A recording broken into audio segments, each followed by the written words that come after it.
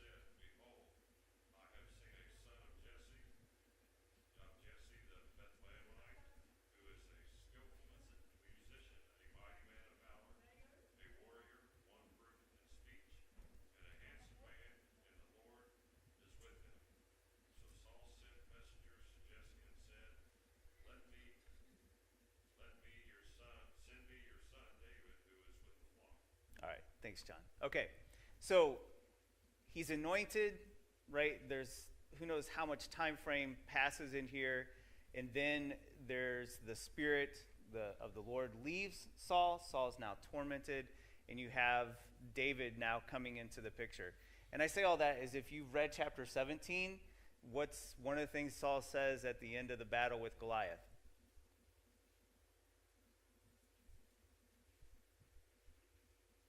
Yeah, who's that? So you can look at this a couple different ways. Salyers, I wish Jason was here so he could hear me give him credit for this, but Salyers and I had this conversation. You can read this and say there's some time issues, some chronological challenges in the text, or you can read this and say whenever Saul is tormented by the Spirit, he really doesn't know what's going on too well. So he's only seeing David when he's tormented by the Spirit, so he really doesn't have this idea of who's there. I'm not sure what's going on. It doesn't really matter in the big picture of the story. But he's at least familiar with David, though he's not going to really seem to know who he is too much when we get into chapter 17 here. But David comes, if you get down to verse 23, so it came about whenever the evil spirit from God came to Saul, David would take the harp and play it with his hand, and Saul would be refreshed and well, and the evil spirit would depart from him. So he's in this service, right? He is there. And he is working for Saul. And then you get to chapter 17 in Goliath's challenge. All right, this has got to be probably the most well-known story of David for anybody who's been around any Bible classes as a child and on through. But someone give me the synopsis of this story.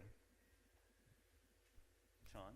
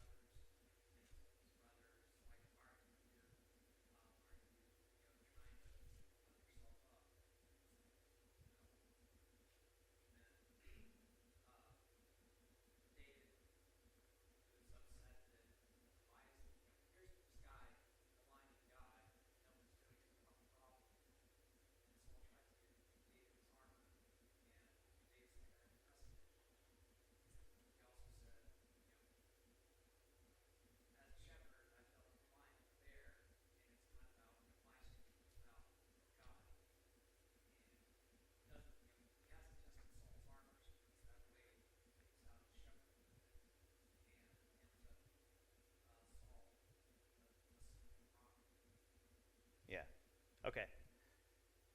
Starting to get into my lesson a little bit, Sean. Just the synopsis, all right? Okay, so he shows up. The period of time is 40 days. When you look over in verse 16. 40 days, twice a day. This is what I'm going to greet you with every morning, is this behemoth showing up and shouting out these curses and making fun of them, and then to make sure you have sweet dreams each night. I'm going to say this one more time, so it's the last thing you think about when you go off to bed. So for 40 days, this goes on. And so to Sean's point, all right, so Goliath is this giant. I do like this representation, right? So you do have a valley between them. You got this hill or this mountain on one side. All the Philistines are there. Goliath would come down to the valley there, and he'd say, come out and fight me. And then you got us on the other side. We're just sitting here watching, right? And we don't come down to fight him. And that's what's going on. Just think about the repetitiveness of this. Now, I believe God obviously God is very much in control of this to draw this out for this time frame. He's building up for this moment. But you can just imagine this every single day that he's coming out doing this twice a day. They probably had the spiel pretty well memorized by the 10th day of this.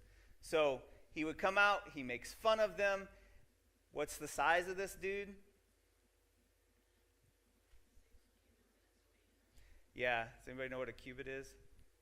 18 inches. Roughly 18 inches. They would take the forearm, elbow to the end, sometimes to the finger. That's roughly it. Something like that, real precise measure. All I'm going to say is the dude was tall, and he was scary. His spear is the size of a weaver's beam. Ironically, as a weaver, I have no idea what that means, but it's surprisingly big, apparently. And then secondly, it was enough that when he does come out, everybody goes the other way, right? No one goes out and goes, oh, I can take this dude. Everybody just kind of hides, right? So you have all this building up to all this going on here. And so, and it also says at the end of verse 7, he's got a shield carrier who walked before him, right? I don't know what a shekel is either, but his spear had a head on it that was 600 shekels of iron. And so this guy is well armored, very large, and we'll learn later on in the conversation with Saul that he's been a warrior since his youth. This is all he has known, right? He's skilled in this ability. And so this is the piece that goes on and on. Where's Saul at in this story? Wayne? In his tent, exactly where the king should be, right? That's sarcasm. Okay. You guys know the story of Saul too? Where was Saul when he was supposed to be anointed king? Hiding again in the baggage this time, right? This time, as the king, he's not the one that's out front. What is Saul offering to everybody?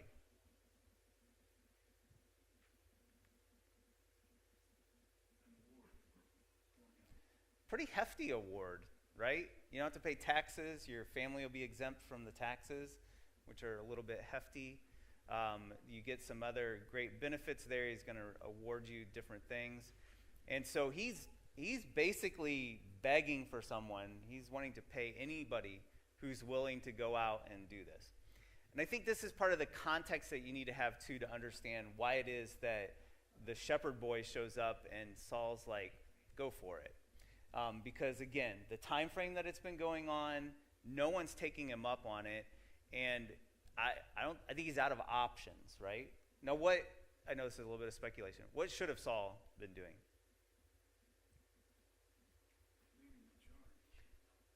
Yeah, he should have dealt with it. He should have been leading the charge, right, Elliot?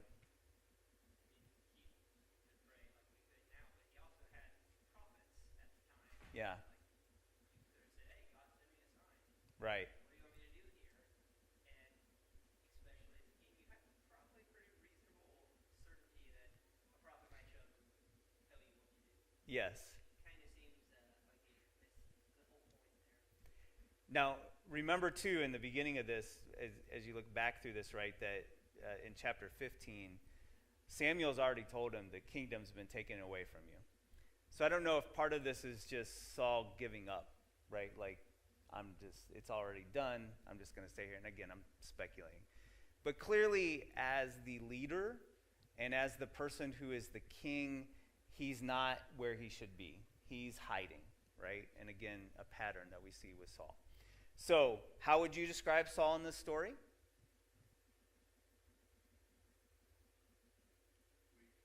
Weak. Any other words come to mind?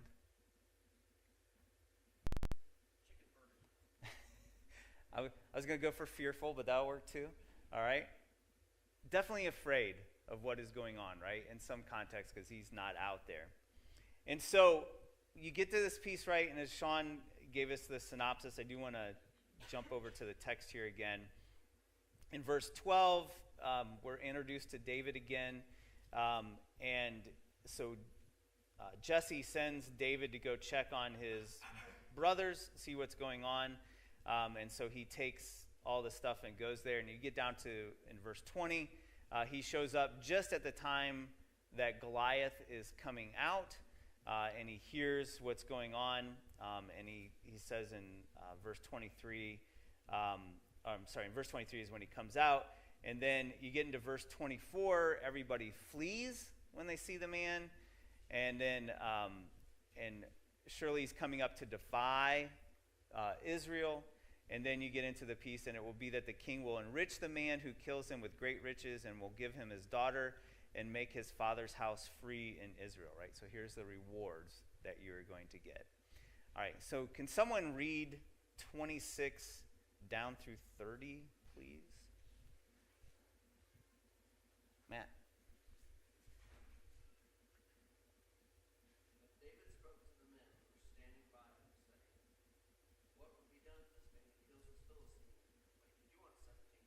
No, 26 down.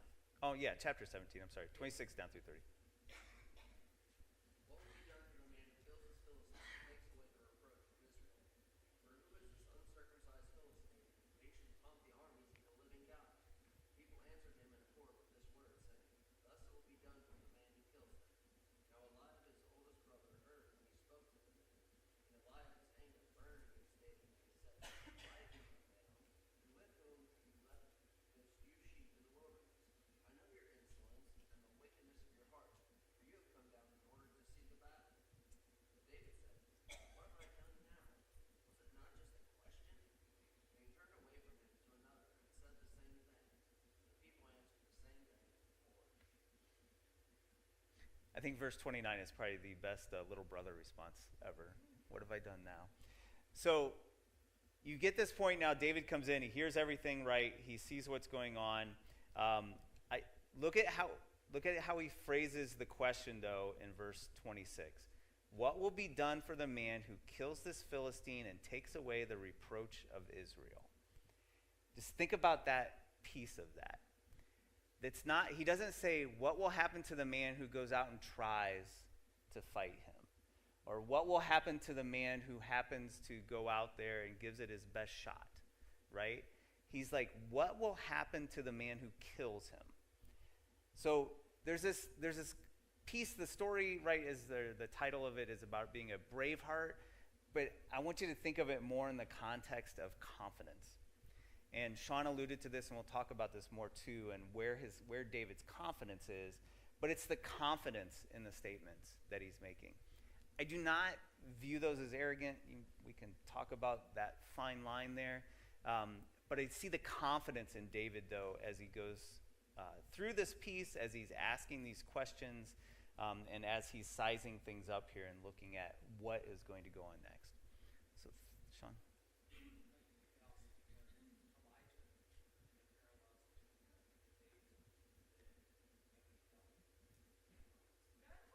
Yeah. Yeah, and that's an interesting one, too, because it's the 450 prophets and all the people. He's totally fine and very confident. And then one very evil queen makes one statement about him and sort of ruins everything for quite a while. But he turns to God, right? So that's definitely an interesting piece there, too. Any other thoughts on this? You guys are going to have to talk a whole lot more. We're going to be done 20 minutes early. I was just going to say, it's interesting even how Goliath is phrasing this as he's making his challenge and how it's described afterward.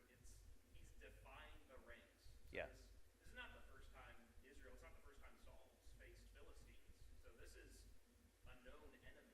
Right. So it's one thing to say like, here's the problem, and it's a mountainside full of dudes, and say, okay, that's the problem. We've faced this before. Let's go. But when one issue steps out and is bigger than was anticipated, now people are shaking in their boots, and well, it's just interesting, right? Like Yeah. when it's army against army, and you're supposed to clash at the battle line, there's the sense of, okay, we can do this together, but the Goliath stepping out in front is very intimidating for everyone. But David has this perspective, like we're talking about. It's just interesting to see there's obviously other warriors that would still kill them if they got near them and they didn't put up a fight, but Goliath is just this stark relief of this is like what really is threatening in their eyes, and it's dialed up to 11. Right. Right. Whole new level with it. Agreed. I was about ready to call on you, Tracy. All right. So I want to jump in the text here down to starting in verse 31, and I want to talk a little bit about how David is viewing Goliath. So if someone could read 31, let's go down through 30 or 40, please. Tammy, thanks. Yeah, please. Now when the words which David spoke were heard, they reported them to Saul, and he sent for him. And David said to Saul, let no man's heart fail because of him. Your servant will go and fight with this Philistine. And Saul said to David, you are not able to go against this Philistine to fight with him, for you are a youth, and he a man of war from his youth. But David said to Saul, your servant used to keep his father's sheep, and when a lion or a bear came and took a lamb out of the flock, I went out after it, struck it, and delivered the lamb from its mouth. And when it arose against me, I caught it by its beard and struck and killed it. Your servant has killed both lion and bear, and this uncircumcised Philistine will be like one of them, seeing he has defied the armies of the Most High. Moreover, David said, the Lord who delivered me from the paw of the lion and from the paw of the bear, he will deliver me from the hand of this Philistine.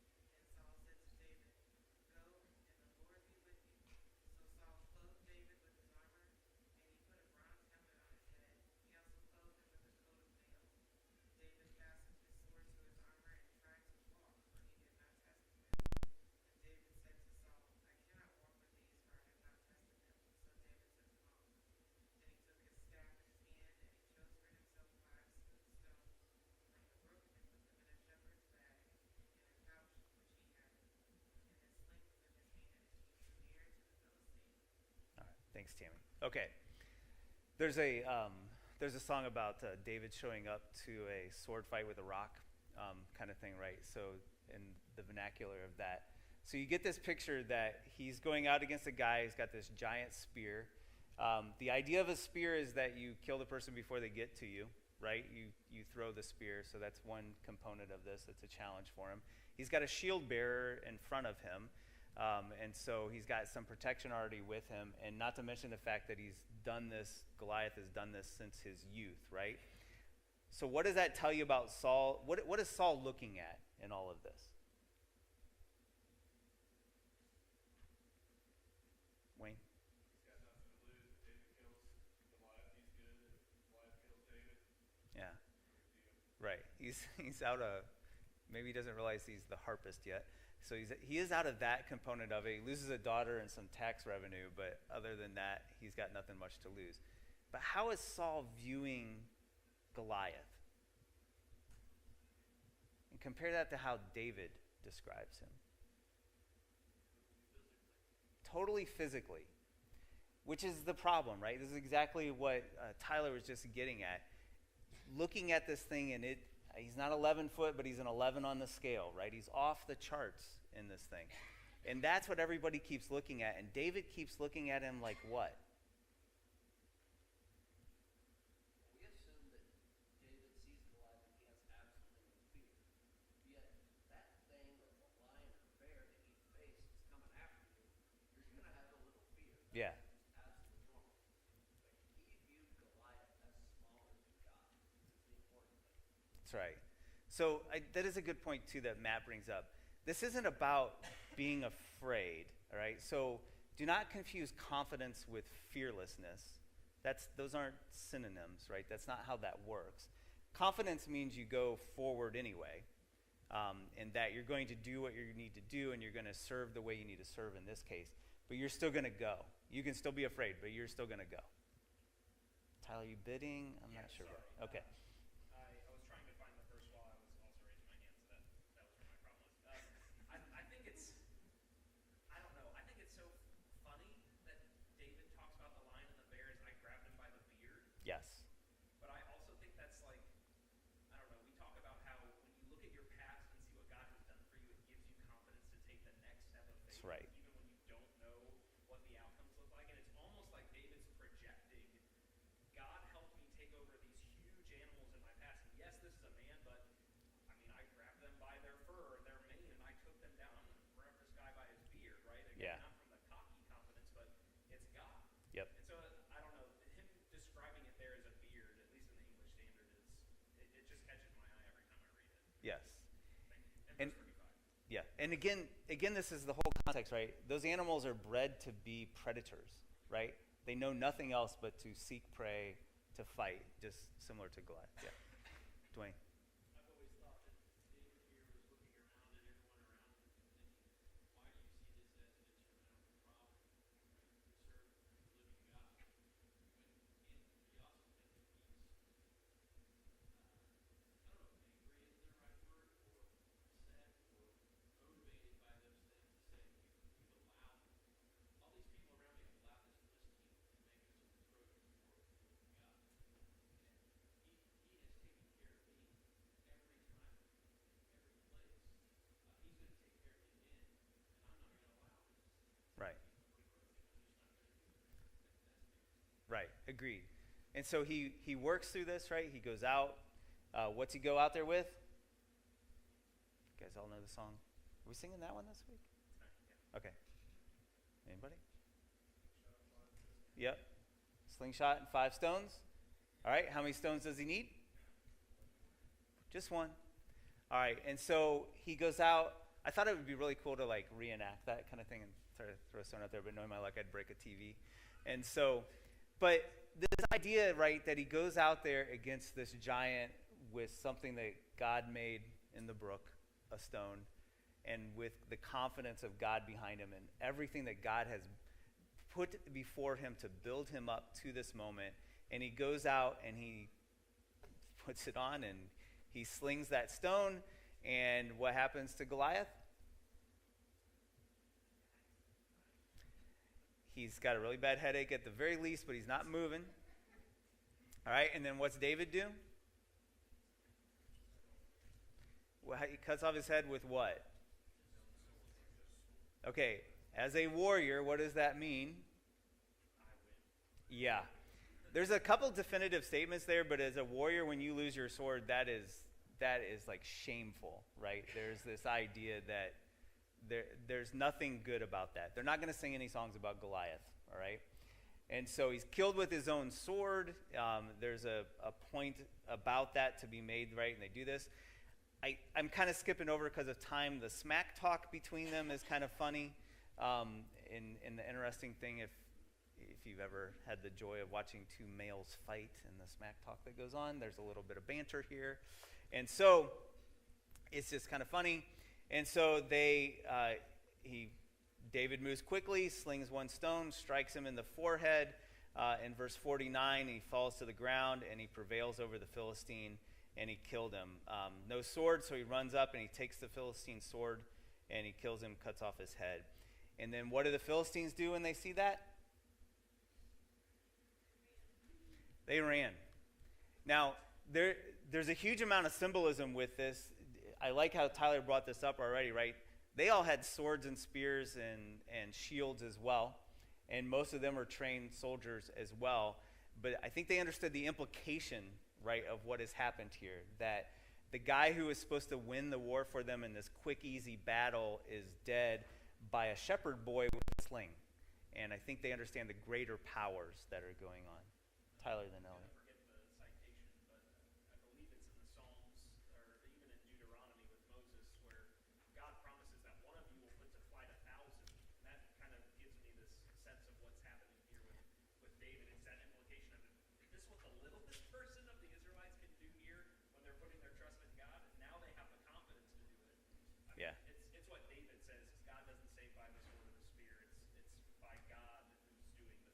Right.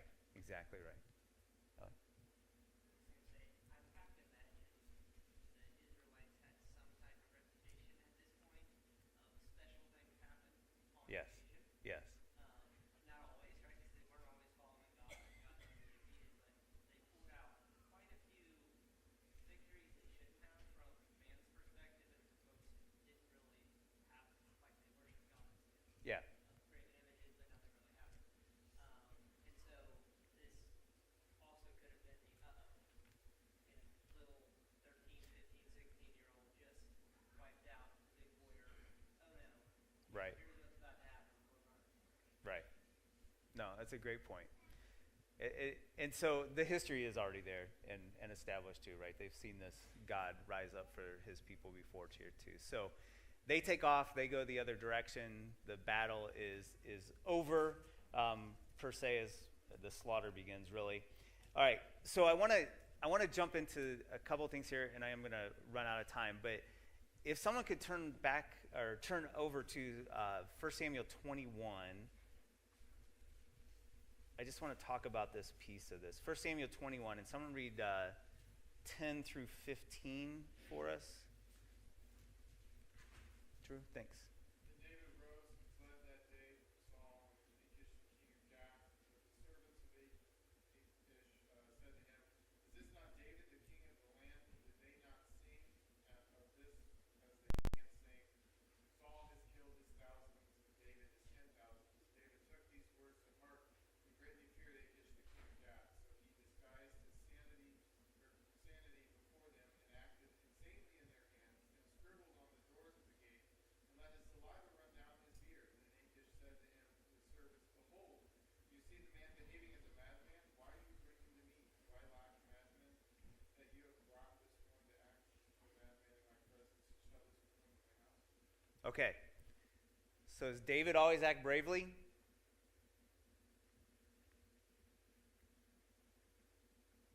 No.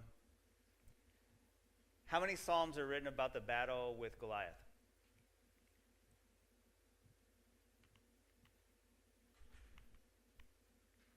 Good answer, none. So, turn over to Psalm 34, just real quick.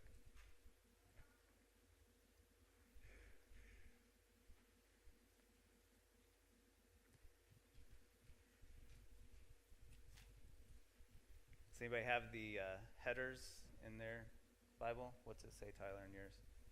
Of David when he changed his behavior before Abimelech so that he drove him out and he went away. Okay. In New American Standard, it feigned madness is what it has instead of changed behavior. All right, and I bring this up in this context when we talk about a man after God's own heart. Here's a guy who, in all confidence in the Lord, goes and stands before a true physical giant, understanding that the Lord is going to deliver him, and he does exactly what he needs to do, and God delivers him. He gets weary, though. If you look at the whole context of the amount of times that Saul is chasing him, pursuing him, relentlessly going after him, the close encounters that have occurred here, and he thinks to himself, I'm just going to have to go over to the enemy's side over here, and I'll hide over there because Saul's too afraid to go after them. And then he becomes fearful of Achish, which is interesting to me in the context of if God just delivered him here, do you not think he would have delivered him there? And actually, if you take the time to read this psalm, that's exactly what David says. And I wish we had a little more time to delve into this, but I want to move forward a little bit. But that's the point of this. The other one that I'll give to you too is Peter will reference this psalm as well in 1 Peter. And I think, again, it's this idea of when both of these men were weak at a time when they failed to serve the Lord or keep their confidence in the Lord and they fell away. And both of them come back to the same thing. And I imagine in Peter, after the denial and then truly seeing the resurrected Christ and his ascension, coming back to this psalm and thinking about that again. And that's what he's referencing and encouraging us in 1 Peter. So it's a powerful psalm. And it's a powerful in the context of what goes on. And again, I want you to think about this in the big picture of things with David. Never wrote a psalm about Goliath, right? That didn't happen. But when he failed, he went right back to the Lord and he wrote a psalm about that. And he shared it with us, kept it for us. So thoughts on that before I switch gears? Okay. All right. So when you think about our Savior, do you think about Jesus as being brave?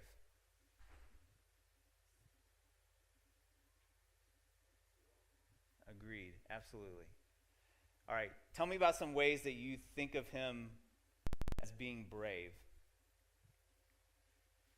What are some of the stories that come to mind? Gary?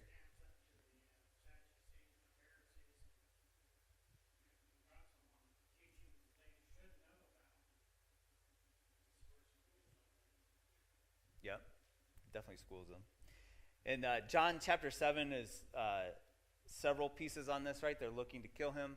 He still goes up to the festival, and he still teaches publicly, and he's still teaching about the who he is and what he's coming to fulfill and the power of the Lord. Any other thoughts?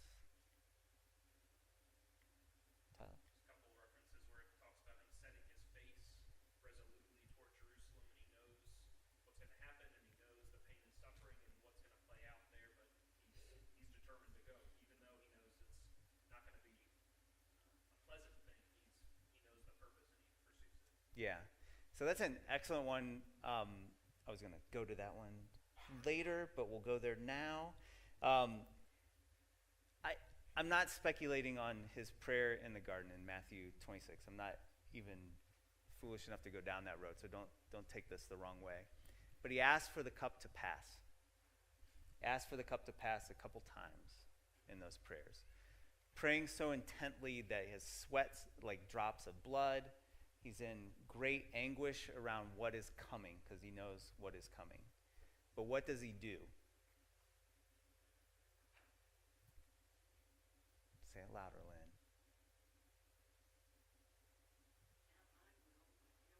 Right.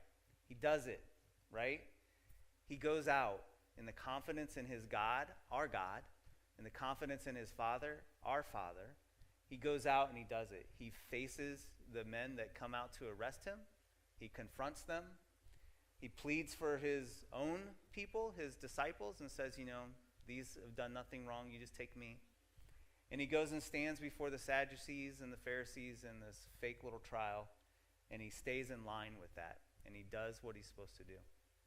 And again, the confidence in the Lord, and in this case, knowing very well, exactly as Tyler said, what is going to happen and what is going to go on. The other example that I thought of too is just the idea of at least the two events that we know of where he goes in and cleans out the temple. This idea of purging it, of cleaning it out, of getting rid of everybody in there and driving them out as well. And then standing up to them when they challenge him as to why are you doing this and by what authority. And he says, destroy this temple and I'll raise it up in 3 days. Right? And so he challenges them as well. All right, so then it comes down to this in our last 5 minutes here together. All right, how are you going to be brave?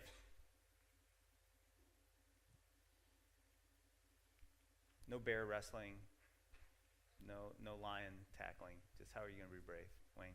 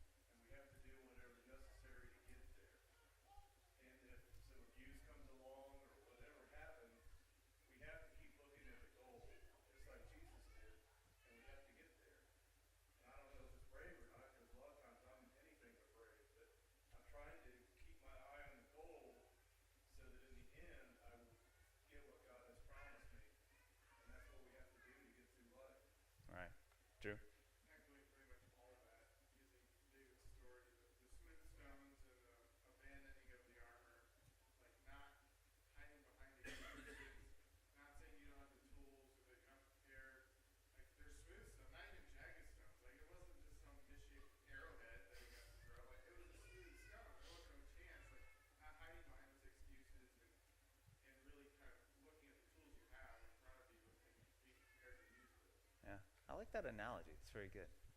It's very good. Any other thoughts on that? Oh, I'm sorry.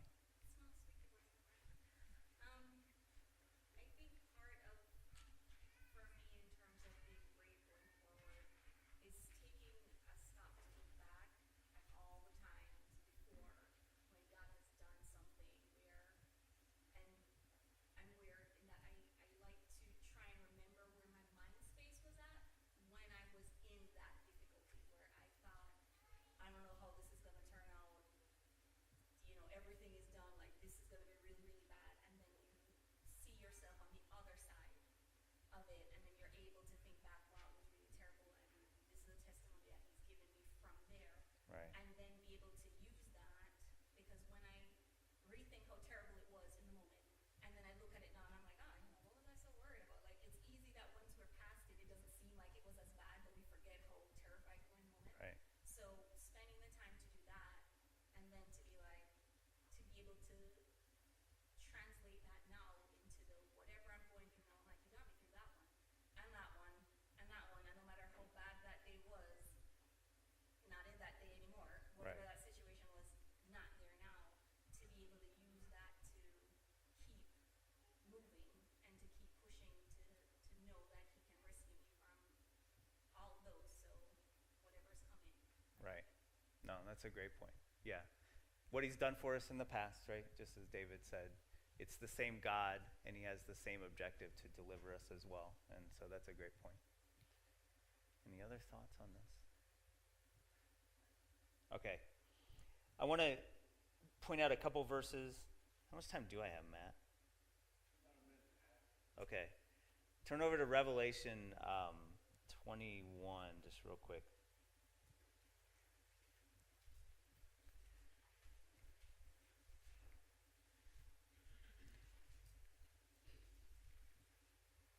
In Revelation 21, when he talks about he's making all things new, and you get down to verse 8, he says, but for the cowardly and the unbelieving, the abominable and the murderers, the immoral person, the sorcerers, idolaters, and liars, it goes on, and there's for them, there's the lake that burns with fire and brimstone, which is the second death.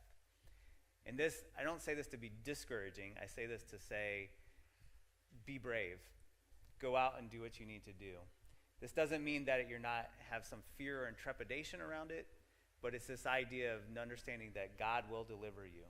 God is there, the one that's fighting. You go forth and do what you are supposed to do in serving him. He's going to take care of the bigger problems. And so in that way, too, we can learn to put more trust in the Lord. The other thing I'll put in there, too, is he's giving you what you need to get better.